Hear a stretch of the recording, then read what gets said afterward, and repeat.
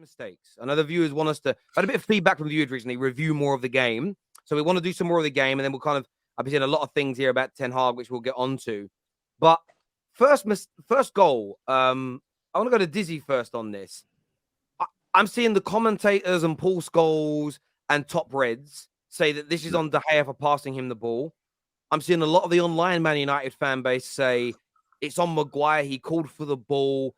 He kind of a weird no look, very casual pass, lost possession. Who do you put this first goal down to? Who is accountable for this mistake that really set the tone tonight?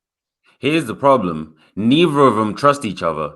That's the real issue here. Whenever they play together, there is a mistake almost guaranteed to happen. I don't know what it is. They both speak English. They can communicate. They've played together for years. But for some reason, they just cannot be on this pitch at the same time. To me personally, I don't. How you don't put that on Maguire is beyond me, because we've seen Martinez ask for that ball in that position, turn into an open space, and get somebody open. This is a professional footballer we're talking about, bro. This guy is not a make-a-wish kid. Yeah, Dizzy, but their abilities are different. Dizzy, even professional footballers, their abilities are different. No. Dizzy, let me just about fucking abilities, man. Let me just tell you something about this. And then I'll go to Sunshine. Yeah. So they practice with each other now for years, right? He knows that Maguire is not Martinez. He knows that Maguire is not the best on the ball.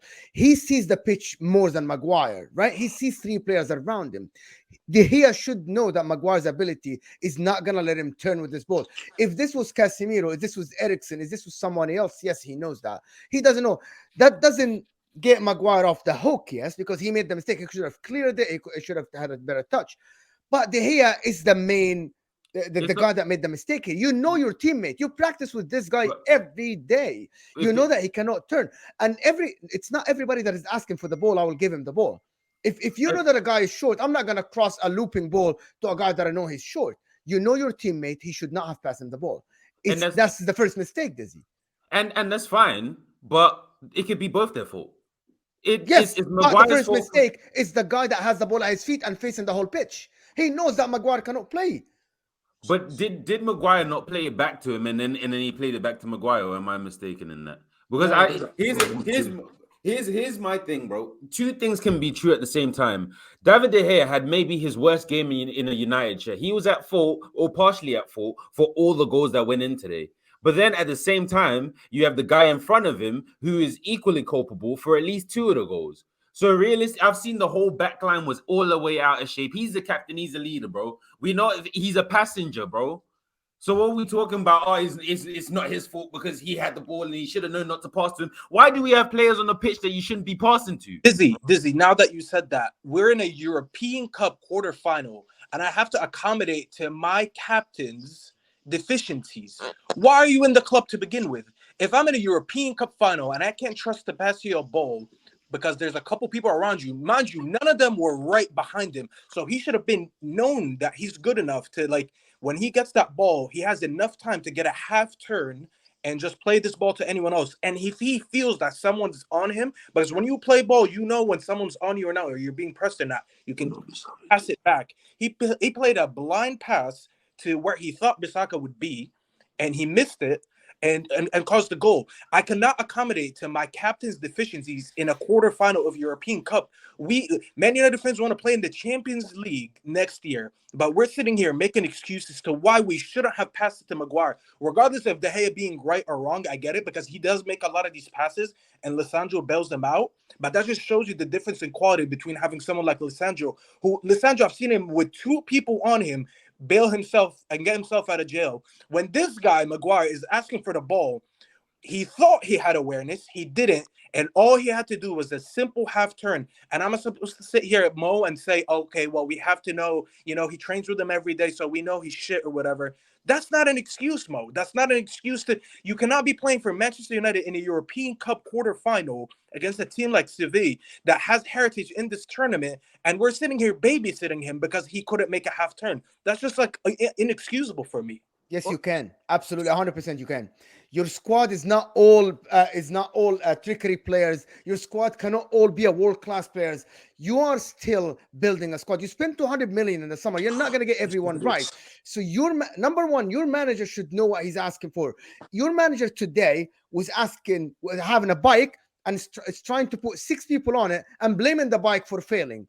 You should know your players that you have. You're missing 5 players today from your starting lineup, and you're trying to play the same brand of football. That doesn't work.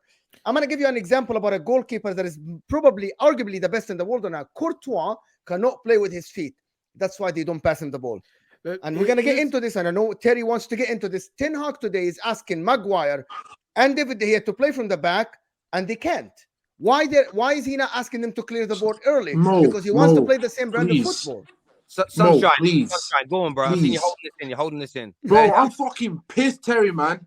It's fucking basics, man.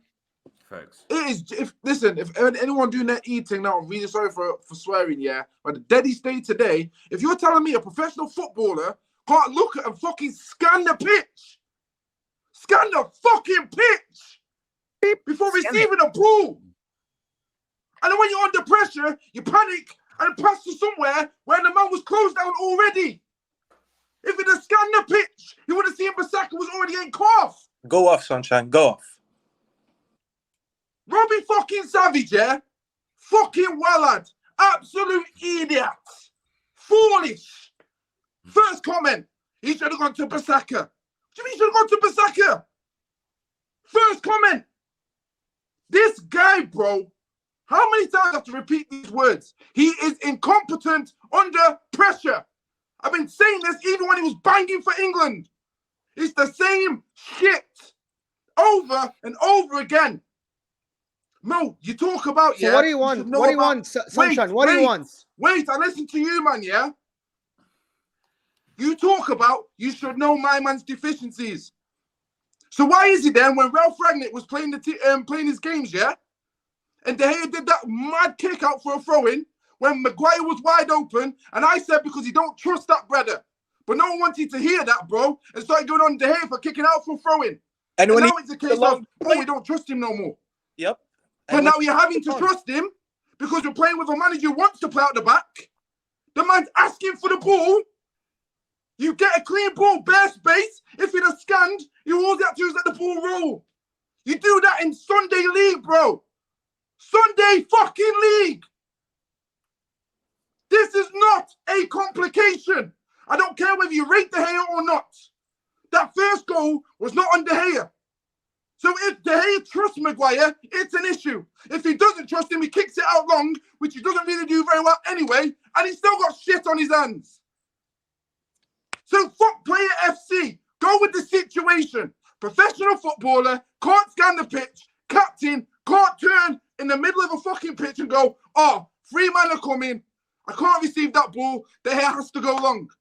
Because you know what? If he doesn't ask for that ball and De Gea kicks it long, then fine, cool. You lose possession. But you don't go a goal down. This is fundamentals. So we agree. Basic Sunshine. all I'm saying. One second, Sunshine, but for Sunshine, this is what people would have done. But we agree, guys. You're right. Agree, right? It makes no sense. This is what people would have done. If the hair had gone long and Sevilla won the ball like they won every ball for 90 minutes and then scored, people would have gone back to the hair and said, why did he go long? That happened the other day, wasn't it? 2 weeks the hair went long. And the opposition scored. It's like, why did he go long? Because obviously, you're right. And this is the point when there's agendas, people can't see the wood through the cheese. So you're right. People will see David De Gea kick the ball out and have no context behind it as to why he doesn't want to go short to certain players. If Fred, for example, or McTominay or Maguire are showing short with someone pressing, David De Gea needs to go long. But when he does go long, you're right. The players who have the fans who have a David De Gea agenda, and I say agenda not to say he can't be criticized, but when they say everything is his fault, they would then blame him. But then what I'm going to say is, for me, for that goal, Maguire is, for me, there's 3 faults in that. Maguire has to hold 2 of them, but I think David De Gea still has to hold 1. Because when all this is done, listen, let me just clarify, yeah? Let me just clarify. I've got no issue with De Gea leaving. I agree the guy has deficiencies. But like I've said many times on this space, many times on tweets, I don't do extremism. I look at the situation for what it is, regardless of which player is in there, whether it's Ross Clark-Margaret or fucking De Gea. I don't care who makes the mistake. If the mistake is the mistake, based on what football should be, based on the practicalities of the game and situations, preference aside, if the mistake is from that player, whether you rate him or not, it's on that player. I've got no issues with De Gea leaving at some point. No issues. Never have. Never will. I agree with all deficiencies that he has. But to try and pin something on a player, because when you actually do that with a player, what you do is then tell the other player who should be getting nailed, it's okay to make mistakes. You'll get away with it. That's what you're single-handedly doing when you're extreme with the other end. So rather than just be extreme based on favoritism, call the bullshit exactly how it should be, with your preference to one side. That way there's no extreme counter to the fuckery. Because Maguire is walking around the pitch doing this to the fans. Focus on the fucking game. You're 1-0 down. Captain, doing this, bro. I told you before, the guy thinks his shit don't stink. He talks like his shit don't stink. This fan base, Robbie Savage, yeah, him and his son can get out the club, bro. Don't talk about Manchester United. Stay at Forest Green, big man. The son can stay at Forest Green. Relax there, bro. So I tell you what, if your son plays for United, bro, watch the inaccuracies. Watch the extreme viewpoints. Every fucking pass, no context. I'm sick to death of this. Oh, bro. Listen, I'm done, you know. I'm sick of this damn fucking. This family. It comes down to one simple thing. And most people who have played at any level, whether it's Sunday League, semi-pro, pro, Premier League, you get told by your coach or you get told by your senior players, if you ask for that ball, no matter where you are, if you ask for that ball and you get it, you better not damn well lose it. Do something exactly, bro. It's a simple part of football. Take accountability. If I know that I've got all these men around me and I'm still calling for the ball, and the player gives it to me, I have now got the responsibility to look after that ball. He's not like he got intercepted before he could touch the ball. The man could have had 2 touches. He could have even let it roll pass and then play it forward. If you call for the ball and you receive that ball, you are responsible for what happens next. And that's all it is for me. He could have even gone back to the keeper, then he could have kicked it long. I hear a lot of what you were saying there. For me, look, I look at it this way. I think De Gea, I don't really look, he's partly to blame for that first goal. He could have gone long. Correct. I think Neeks is right. People with agendas would then look for, but if this happened and the other one happened, whatever else. The second goal we're going to come on to in a minute. I want to do some of these super chats first. First one says David De Gea should have had the awareness and booted it, is what David T says. Sorry.